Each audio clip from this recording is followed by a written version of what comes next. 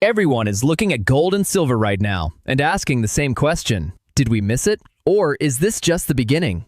Because let's be real, when you see gold pushing toward record levels and silver making explosive moves, something inside you starts saying, maybe I should buy before it's too late. And that right there is where things get dangerous. Is this a once-in-a-decade opportunity? Or are people walking straight into a FOMO trap?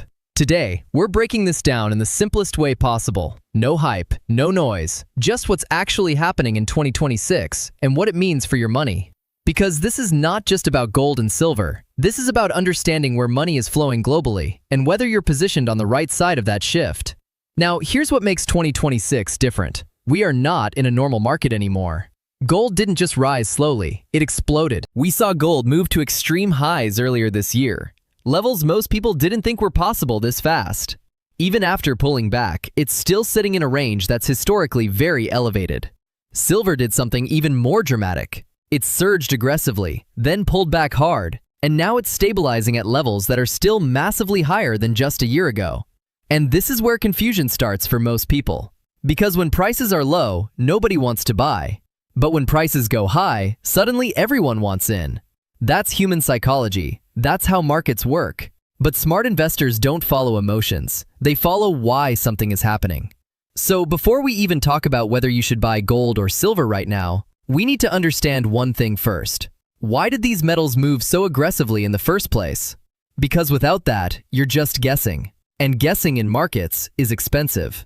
Now think about this. Gold is not just a commodity. It's not like oil, or wheat, or copper. Gold is money. It has been money for thousands of years. And when big players, not retail investors, but governments, central banks, institutions, start moving into gold, that's not random. That's a signal.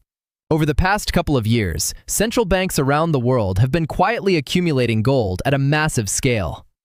Not for short-term profit, but for long-term positioning. That tells you something very important. It tells you they are preparing for uncertainty. At the same time, we're seeing rising geopolitical tensions. We're seeing uncertainty in global trade. We're seeing questions around currencies, especially the dominance of the US dollar. And whenever trust in the system starts shaking, money moves into hard assets. That's where gold comes in. Now, silver is a bit different. Silver is both money and an industrial metal. So it reacts not just to financial fear, but also to real-world demand. And that demand is exploding. Think about solar panels, electric vehicles, AI infrastructure. All of these require silver. So now you have two forces pushing silver: monetary demand and industrial demand. That's why when silver moves, it doesn't move slowly. It moves violently. And we saw that already this year. But here's the part most people don't fully understand. Just because something went up doesn't mean it will keep going up immediately. Markets don't move in straight lines. They move in waves. They rise, they pull back, they consolidate, and then they move again. And right now, we are in one of those moments where people are trying to figure out, is this a pause before the next move higher, or the beginning of a bigger correction? And this is exactly where bad decisions are made. Because people either jump in blindly, or they stay out completely out of fear. But the smart move is neither of those. The smart move is understanding the structure behind the market. And that's what we're going to break down step by step. Because in the next part, we're going to go deeper into the actual numbers. What gold and silver are doing right now, how far they've already moved, and whether the current levels still make sense, or if things are starting to look overheated. So now that we understand why gold and silver made such a powerful move, let's zoom in on where things actually stand right now. Because this is the part most people skip, and it's the reason they end up buying at the wrong time. Right now in 2026, gold is still trading at historically elevated levels. Even after pulling back from its earlier peak, it hasn't collapsed. It's holding strong. And that matters. Because when an asset makes a big move and then doesn't crash, that usually tells you there is strong underlying demand supporting it. Silver is showing a similar pattern, but with more volatility. It surged aggressively earlier this year, then dropped fast, and now it's stabilizing. This kind of behavior is very typical for silver. It moves faster than gold, both up and down.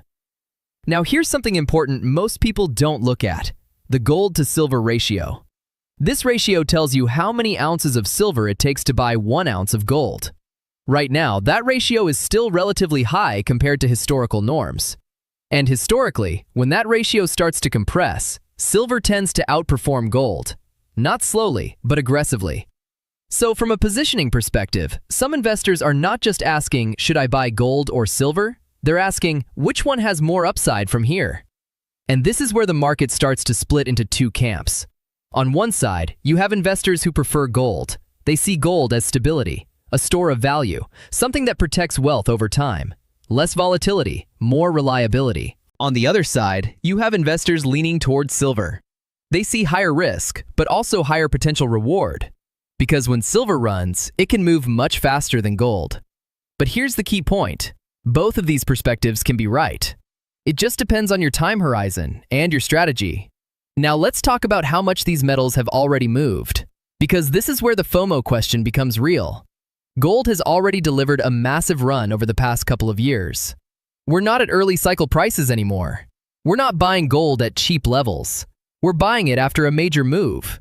Silver has been even more extreme. From relatively low levels to explosive highs, and now sitting far above where it was before. So naturally, people start asking, is most of the move already done? And that's a fair question. Because historically, markets don't reward late entries in the short term. But here's the other side of that argument. In strong bull cycles, prices don't just rise once and stop. They move in phases. They climb, pause, and then push higher again. And many analysts believe we are still inside that larger cycle, not at the end of it. That's why you're seeing continued interest from institutions. That's why central banks haven't stopped buying. That's why the overall trend hasn't broken. So instead of thinking in extremes like, it's too late or it's guaranteed to go higher, the smarter way to look at this is we are in the middle of a trend. Not the beginning, but not necessarily the end either. And this middle phase is where strategy matters the most. Because this is where you can either position yourself correctly or get caught chasing moves. Now here's another critical factor that can't be ignored, the role of the US dollar. Gold and silver have an inverse relationship with the dollar most of the time. When the dollar weakens, metals tend to rise. When the dollar strengthens, metals often struggle. And right now, the dollar has been moving in phases as well, which is adding another layer of volatility to gold and silver. So you're not just betting on metals, you're indirectly reacting to currency movements, interest rates, and global macro conditions. This is why gold and silver are not simple trades. They are macro assets. They reflect bigger shifts happening in the global financial system. And that brings us to the most important question moving forward. If all of this is true, if demand is still strong, if the trend is still intact, then why are some people still warning that this could be a FOMO trap?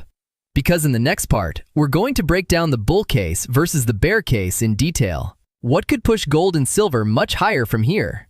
And what could trigger a sharp correction that catches late buyers off guard? So now we come to the most important part of this entire discussion. The real battle happening in the market right now. The bull case versus the bear case. Because depending on which side you believe, gold and silver in 2026 are either a smart long-term move or a classic late cycle trap. Let's start with the bull case. Why are so many institutions, analysts, and long-term investors still bullish, even after such a massive run? The first reason is something we touched on earlier, but it's bigger than most people realize. Central banks are still buying.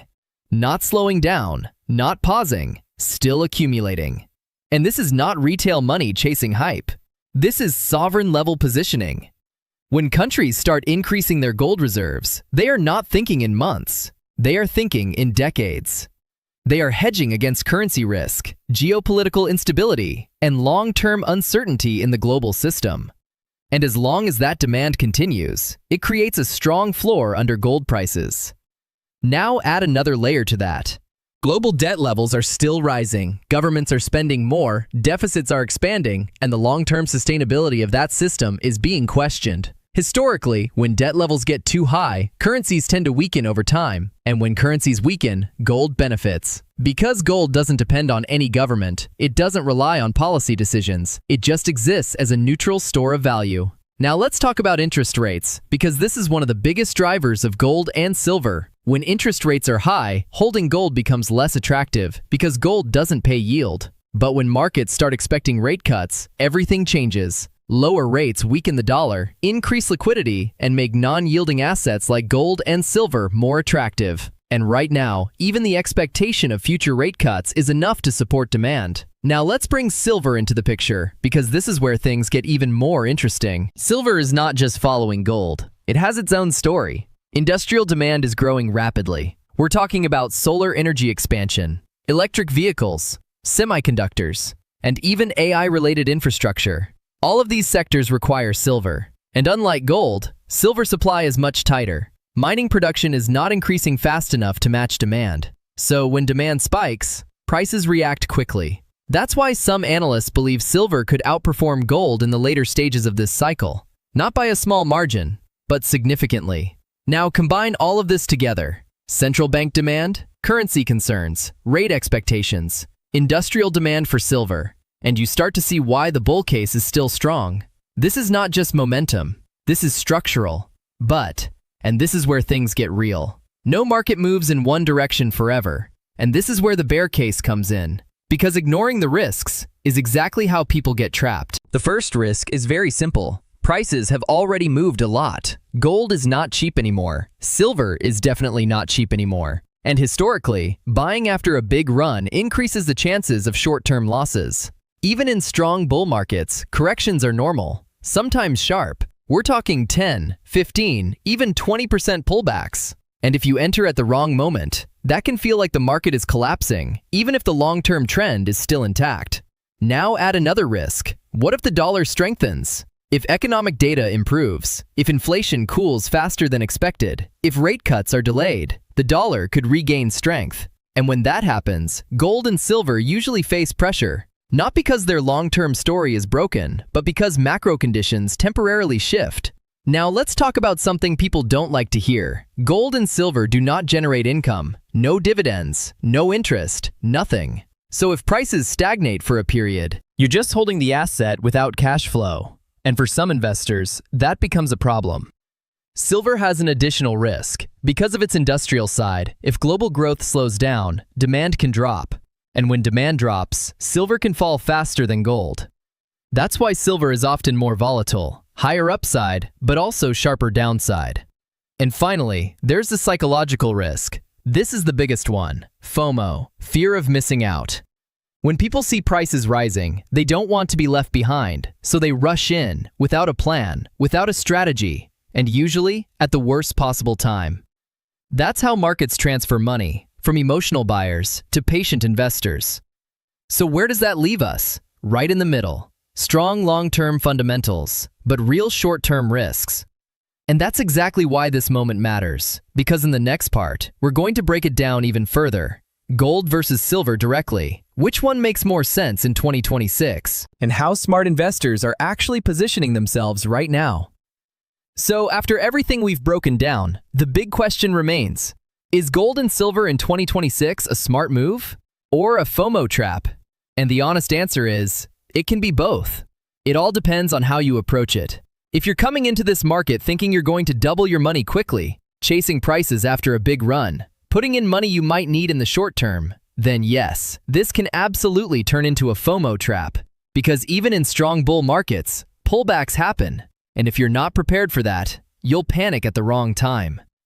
But if you're looking at gold and silver the right way, everything changes. If your mindset is long-term, if you understand that these are not hype assets but financial insurance, if you're using them to protect your purchasing power, then this becomes a smart move. Not because prices will go up tomorrow, but because of what these assets represent in the system. Now think about where we are globally. Debt levels are still high, currencies are still under pressure, geopolitical uncertainty is still present, and central banks are still positioning. None of that has disappeared. And as long as those conditions exist, gold and silver continue to have a role. But here's the part most people ignore. You don't need to go all in. In fact, that's usually the worst thing you can do. Smart investors don't bet everything on one idea. They allocate, they diversify, they manage risk. So instead of asking, should I put everything into gold or silver? A better question is, what percentage of my portfolio should be in real assets? For many, that number sits somewhere between 5 to 15%. Enough to protect, but not enough to create stress if prices move against you in the short term. Now let's make this practical. If you're new, start small. Don't rush. Don't chase green candles. Build your positions slowly over time. If prices drop, that's not always bad. That can be opportunity. If prices rise, you're already in the market. No panic, no FOMO, just discipline. And if you're deciding between gold and silver, remember this simple framework. Gold for stability, silver for growth. Balance both based on your risk tolerance. Because at the end of the day, this is not about predicting the exact price of gold next month or silver next week. It's about positioning yourself correctly in a world that is becoming more uncertain. And that's the real edge. Not speed, not timing, but understanding. So here's the final takeaway. Gold and silver in 2026 are not too late, but they are no longer early either. This is the middle phase. And in the middle phase, strategy matters more than ever. If you stay patient, if you stay disciplined, if you avoid emotional decisions, you can still benefit from this cycle. But if you chase, if you react, if you follow the crowd, you'll likely learn the hard way. Now I want to hear from you. Are you still buying gold or silver in 2026? Or do you think the move is already over? Drop your thoughts in the comments below.